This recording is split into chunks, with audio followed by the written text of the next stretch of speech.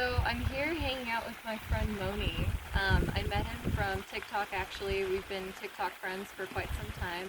He's Lumeriahealing on TikTok. I'll tag him in the comments if you want to check him out.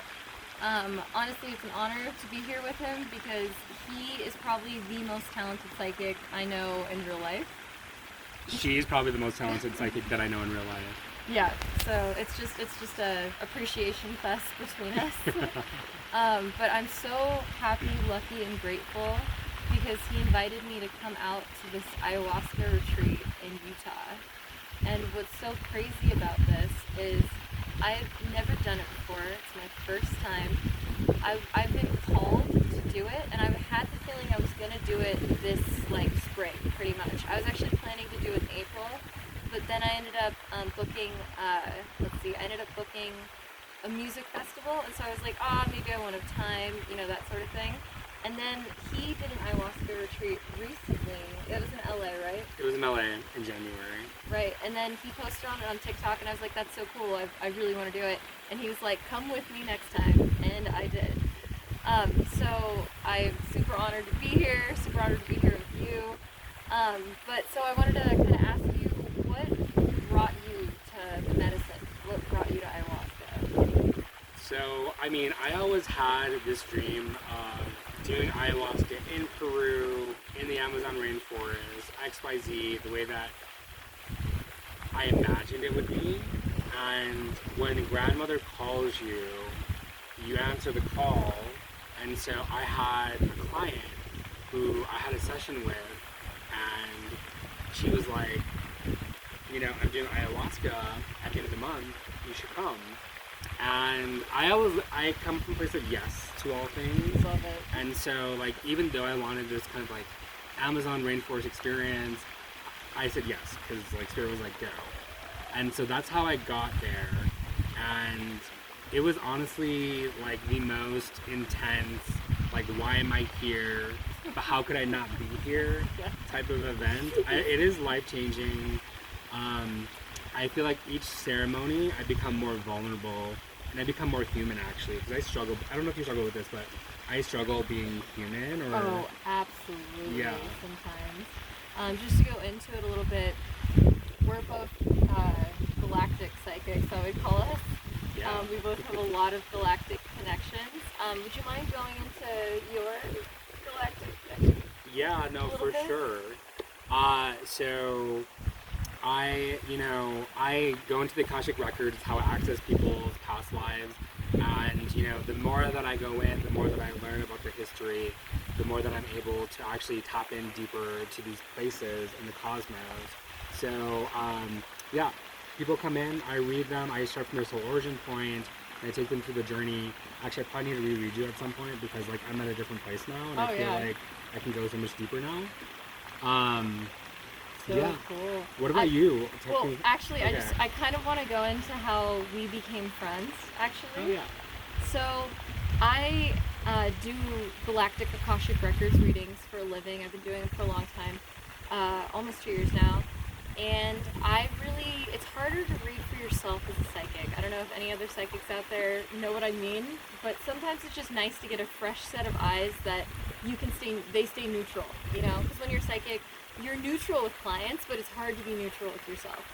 So I wanted to get a full-on Galactic Akashic Records reading, and I was like, I just want to find the perfect person for it.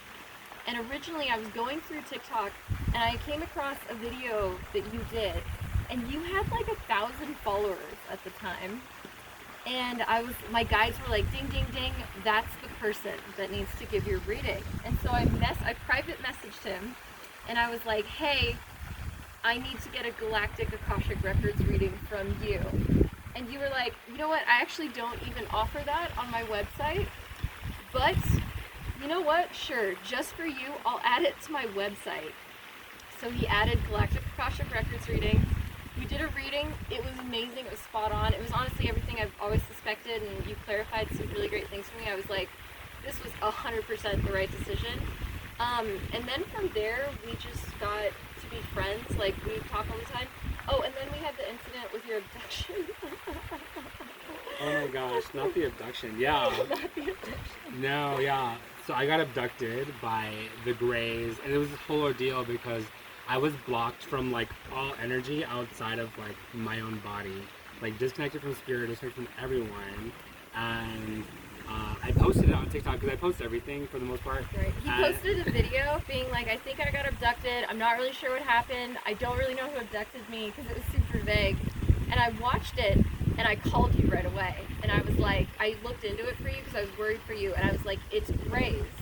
And you were like, my other psychic friend just told me it was Grays too. Yeah, and So I didn't post about it or didn't didn't tell you. Yeah. But I also saw the Greys when I was trying to like work through it as well. Yeah. So it was like triple confirmation. And then she actually like rewired because there was a you implant. had an implant from the Greys in the back of your head that was kind of blocking you. Mm-hmm. And implants are more like higher dimensional, so they're not necessarily physical, they're energetic. And he had an implant in his head, and I told him exactly where it was, and I told him, I was like, you can get rid of it. So that was amazing. Really interesting. To be quite honest, this is the stuff you go through when you accelerate your spiritual journey and you like tap into all types of energies and entities. Like you're gonna be put through the ringer, so get ready. But it's all worth it, in my opinion. I kind of wanted to ask you about your dragons a little bit. Yeah, the dragons, of course. It's like, because the way you feel about the dragons is the way I feel about the Pleiadians. Like they can do no wrong? No, kind of low-key, high-key, low-key, kind of, yeah. But, I mean, like, they're just my people, and I just have such a resonance with them. So, you're a dragon. You work with dragons. Yeah. No, absolutely. I've seen my higher self as a dragon who swallowed up this. Actually, because I've seen two higher self versions of myself. Mm-hmm. There was this kind of like evolved, kind of like gray looking being, and then it was like swallowed up by like a black dragon, which was me. But yeah, I've had visceral visions of past lives as dragons, and when I work with them and when we like merge, because you can merge with your dragon. Wow. It's like an unbelievable experience. But yeah, dragons can do no wrong. If you talk bad about dragons, I will block you. And yeah, but what's your relationship with the Pleiadians? Because I feel like, but I also feel like that about the Andromedans too. Nice. Those are the two that I really resonate with the most. Right. I think I heard from Elena the Nun that the Greys originated in the Andromedan galaxy. What? No way, really? I think they might. Is that like her podcast? On her podcast? On her YouTube channel. Okay. I think. I just find that interesting. But there's it's a whole galaxy. There's like millions, gazillion beings. Really?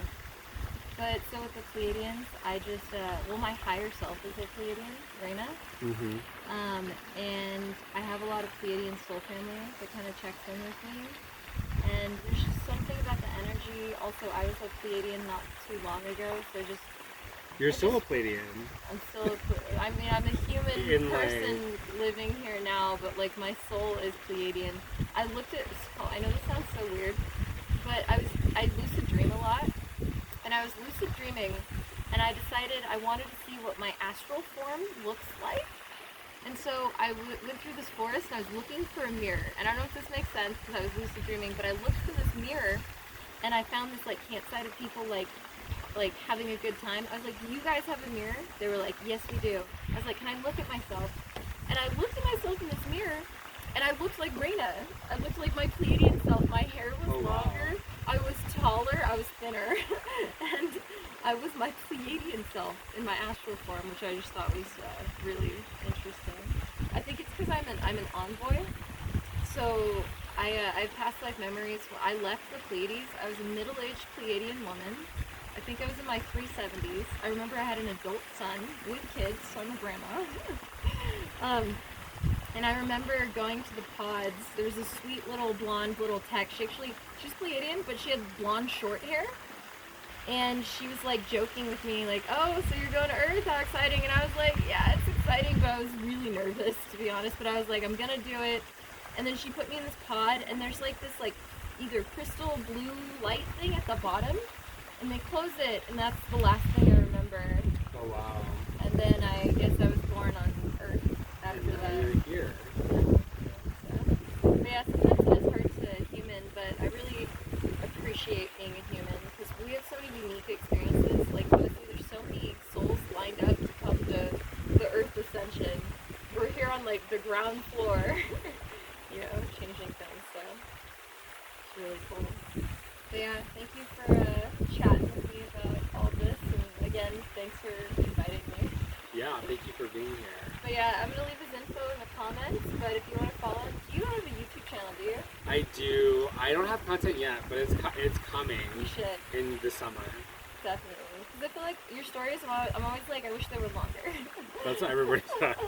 Because I usually stay to like 60 seconds. I'm just like, okay, pump out keynotes. Right. But you don't have all the details. The highlights.